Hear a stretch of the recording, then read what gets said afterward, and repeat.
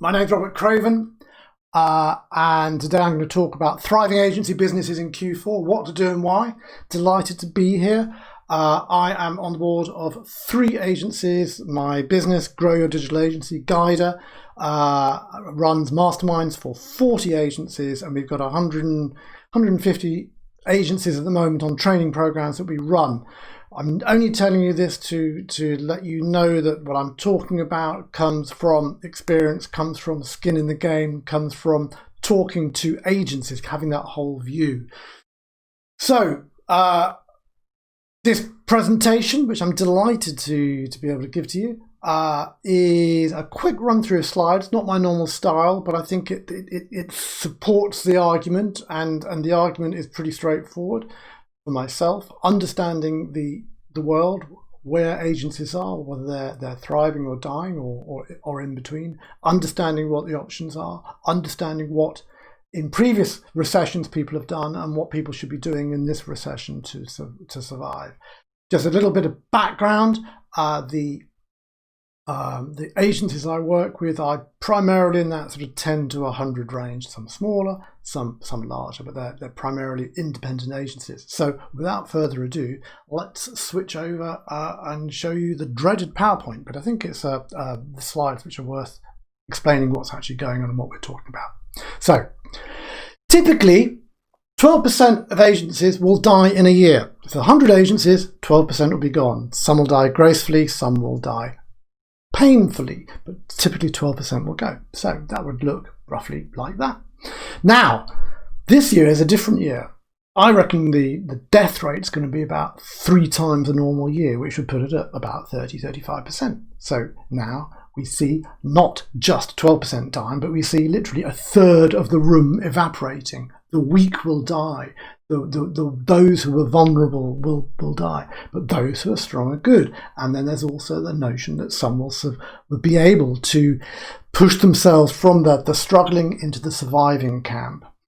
And I think that is totally doable and totally possible for many agencies. Not all, but for many. I'm not under any illusions about how difficult it is for some agencies at the moment.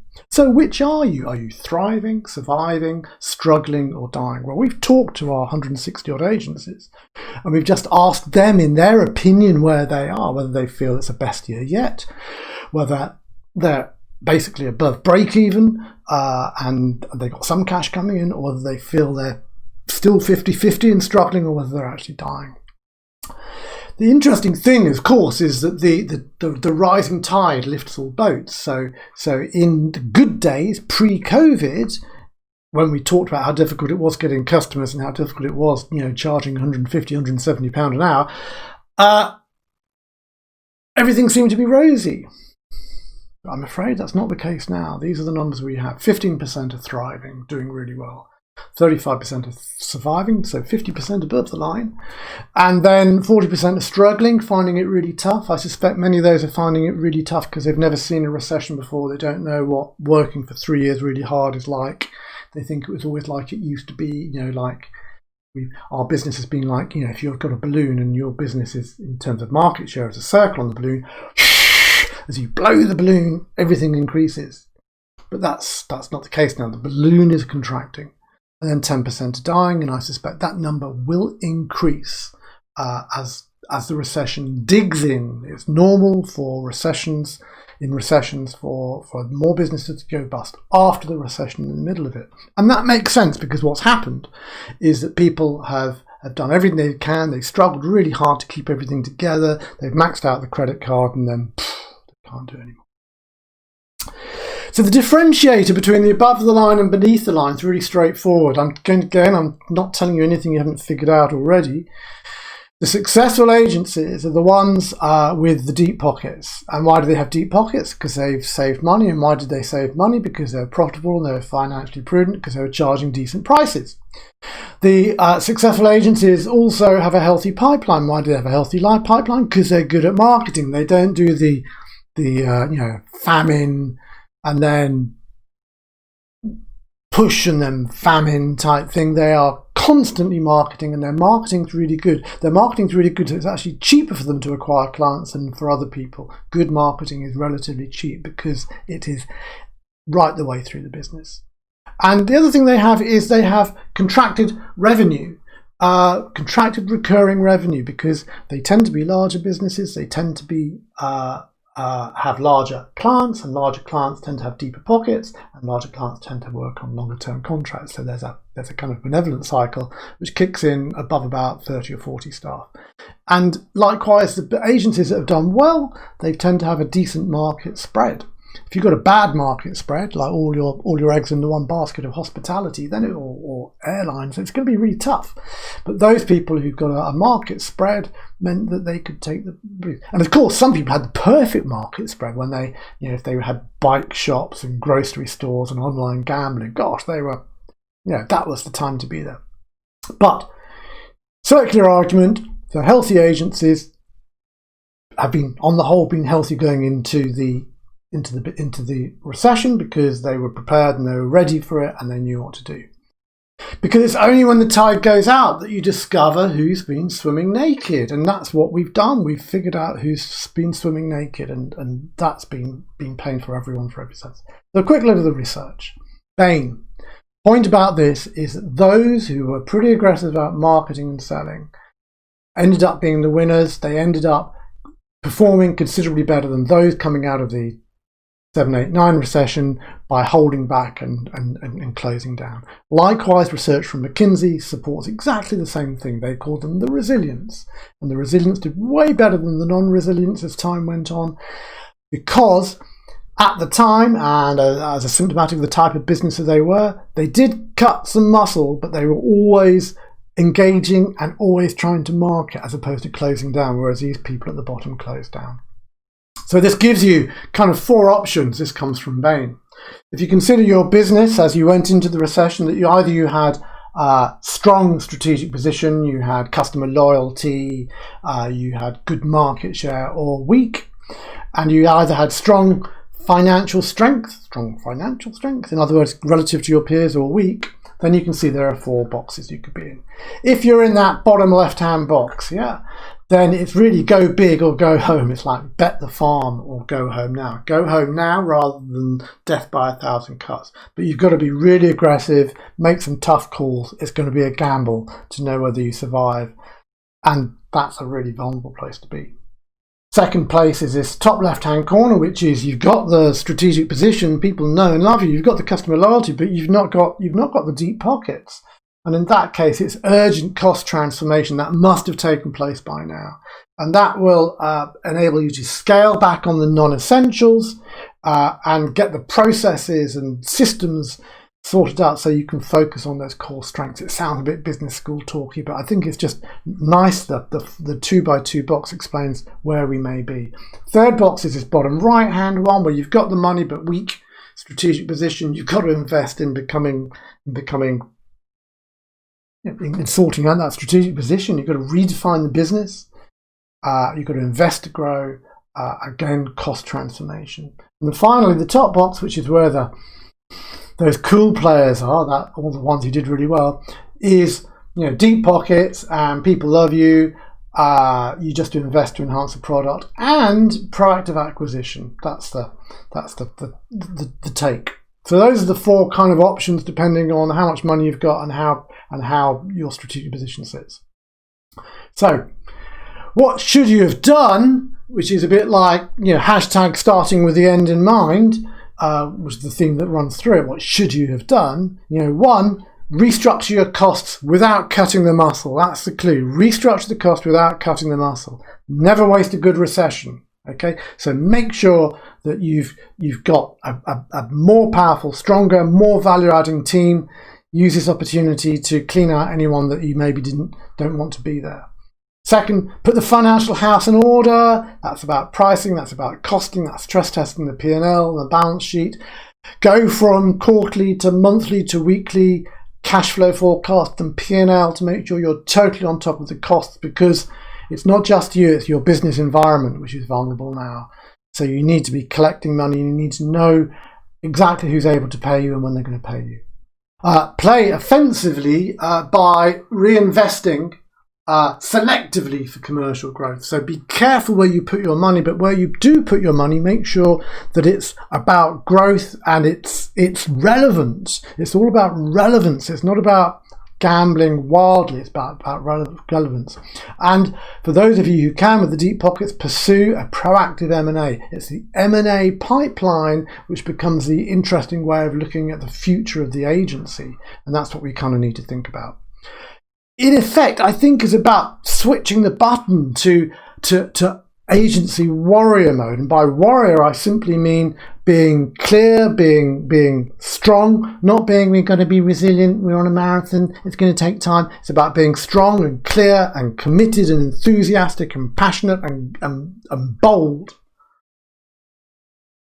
as opposed to just waiting to see what will happen. The pandemic has been like an asteroid strike, but there are reasons to be cheerful. The Earth will survive, but some dinosaurs will die. Simple as that. So let's just keep going then.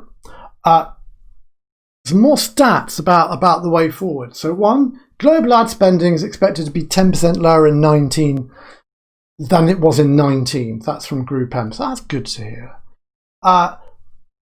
Ad spending may fall by less this year than the 11% that it fell in the financial crisis of 2019. That's Group M again. They're starting to wish they hadn't said that. But the point is, it's not going to. Ad spending isn't going to drop 1,000%. Q2 was the time when that would have happened. So let's look at what happened to ad spending in Q2. So this is from the P&L of Google. The quarter ended June 2030. Google search and ad spending went down roughly 10% year on year. So it dipped, but it wasn't dreadful. Meanwhile, in that same quarter, if I look at our 150 odd agencies, on average, their belief is that their PPC ad spending went down 28%.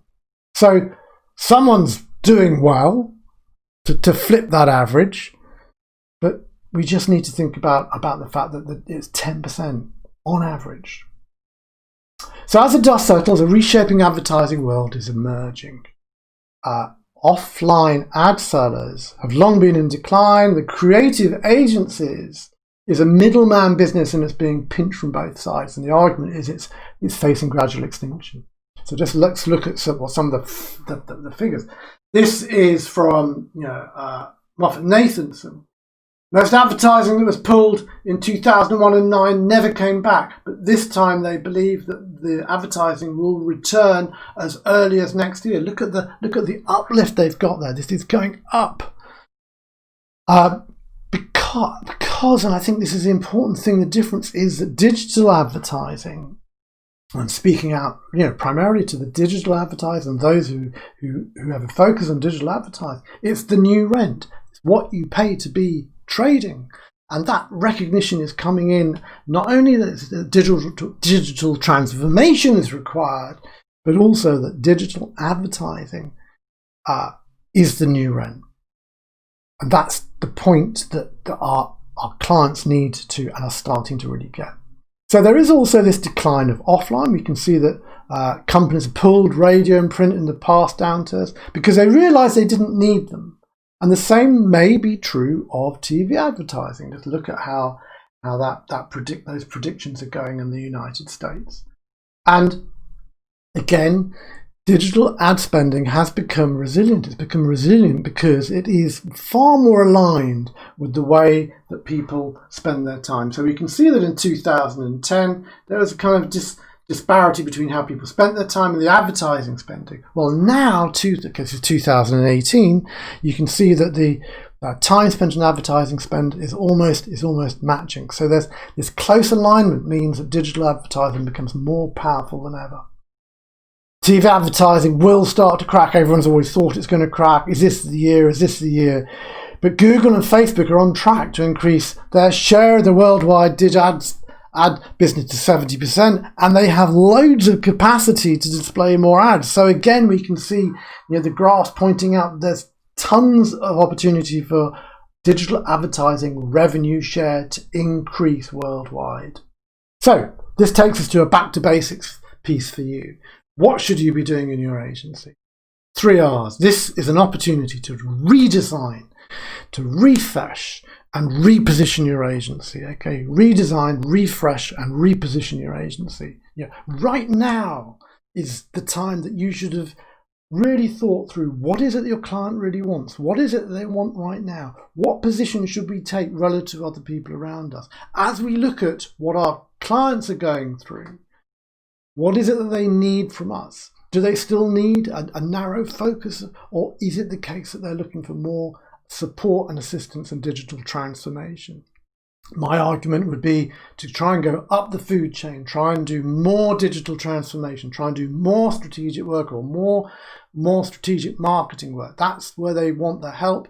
More importantly, it's not commoditized, because stuff like PPC work can be shipped out to Bangalore, and you want to be adding value. You want to be where the value is added. So you need to think really carefully about where you can add the most value to your clients. Refresh your agency and redesign your agency around engaging your clients and solving a specific problem. And I talk about a specific problem because I think we need to be really clear about the problem that we're solving, because too often we don't think about the problem. We're a marketing agency. Think about what is the problem. What problem do you solve for whom, and how do you help them solve it? And give me some numbers and data. So, 3 R's. I say do not compete on price. Really what I want to say is put your prices up. The bold agencies, the agencies at the top, are putting their prices up because they can demonstrate they're delivering awesome value for money. Try and stay away from a price war. A price war is not where you want to be. So try not to compete on price. Think about this warrior mentality, about being assertive rather than aggressive. Being clear about what you want, clear about what you can deliver, clear about how you're going to make it. Don't wait for stuff to come to you. Don't be passive. Don't think we're going to survive the long game. But really push, because other people won't be pushing as hard as you. And ask yourself, why should people bother to buy from you? Yeah, why should people bother to buy from you is the question. Hashtag customer is king. Why should people bother to buy from when they can buy from the competition, when the competition is faster, smarter, brighter, friendlier, ruder? But why should they buy from you? And you need to be really clear about what your proposition is. Not just a value proposition, but a quantifiable value proposition. And even more on top of that, what makes you different from the rest? Because everyone says they're award-winning, and look at our numbers. It's the UNIS. It's how you make people feel. And that's why you need to engage with people to actually help them run better businesses. So, what does this mean? Very quickly, in terms of strategy, it's going up the food chain. Think about 12-week business plans, short and tight, that warrior startup mentality, and think about how you can engage your staff and your clients and the industry and the marketplace. In terms of finance, it's about being ruthless. Hold that price point. For some of you, it's about acquisitions and with the cheap cash, which is around at the moment. And for many of us, it's about cash first, profit second. Remember, it's the businesses that focusing on cash, focus on satisfying the customer, making the sale, and the profit tends to come afterwards. But that needs to be linked with the ruthless cost control. In terms of marketing, you must compete on value-add expertise and strategy going up the food chain. Try not to compete on price. Everyone is getting a lot more success from cross-sell and upsell than they are with business development. Biz dev seems to be much tougher at the moment because people aren't in the market so much. They're more likely to buy from a supplier they like at the moment. However, there is incredibly cheap cost of customer acquisition at the moment when it works, because we're not running events, we're not running shows, we're not going to conferences, we're not flying, we're doing everything online. So think about how you can pinpoint your target customer with a proposition that they find so seductive and sexy that they actually want to work with you. About engagement. It's about engagement. It's about engagement. It's about how you make people feel.